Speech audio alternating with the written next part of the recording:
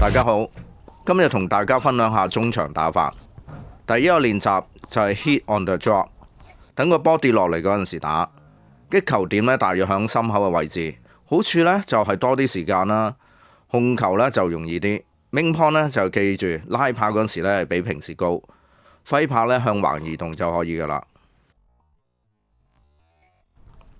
第二個練習呢就係 hit on the rise， 好處就係呢加快回球嘅速度啦，縮短對方準備嘅時間。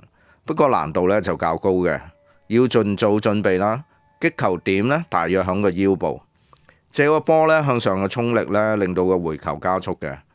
大家要留意啊，中場呢可以係叉燒，但係打得唔好呢，就叉燒都變辣椒啦。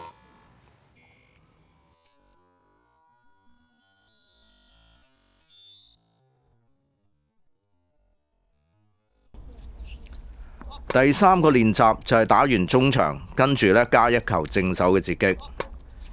記住打完中場抽擊之後呢，做一個小嘅拼步，或者呢稍稍咁減慢向前嘅移動嘅速度，咁就會呢容易啲打個截擊球嘅。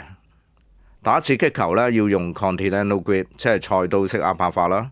手要直，手腕要固定，維持大約呢90度角。動作呢要細啦，同加少少下旋呢，會令到個效果更加好嘅。減少啲無謂嘅動作呢，會令你嘅截擊呢做得更加好嘅。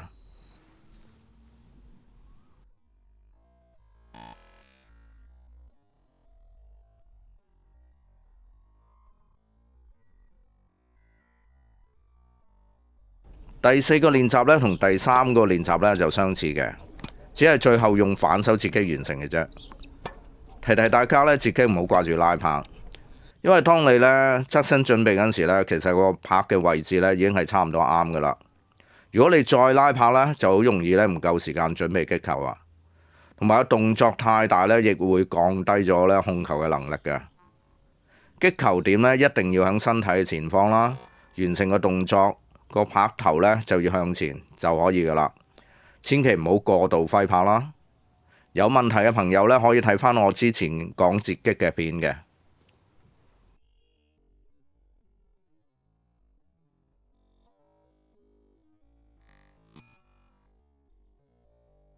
第五個練習呢係加上底線擊球，亦都係呢最接近呢實戰嘅。唔好以為呢只係加多一球呢好簡單喎，當中呢你要控制啦向前個移動嘅節奏呢就絕對唔容易㗎。如果唔係呢，就好似開頭咁講，叉燒呢就變咗辣椒啦。咁其實秘訣呢係有嘅，就係啦你打嗰陣時呢個方法呢要啱啦，同埋要練多啲啦。最後呢，有一個實戰嘅 shot 呢，想同大家呢分享下嘅。我回完球之後個位置呢，響 deuce court 最右邊啦。咁跟住呢，就做個拼步呢返去場中間。咁我發覺對手呢回波呢就比較短啦，響個 edge court 嘅中場位置。咁我繼續呢移動到啦接近雙打線嘅地方呢嚟打個 winner 嘅。由於時間唔係好夠啦，咁我擊球嗰陣時呢，仲要少少呢向橫移呢嚟就返個擊球點嘅。記住比賽嗰陣時呢，對手係將個波呢打去你唔舒服嘅地方喎，所以你平時一定要練到好熟啦，咁實戰先可以用到出嚟嘅。希望呢條片可以幫到大家啦，記住幫我 share 同 subscribe 啊，拜拜。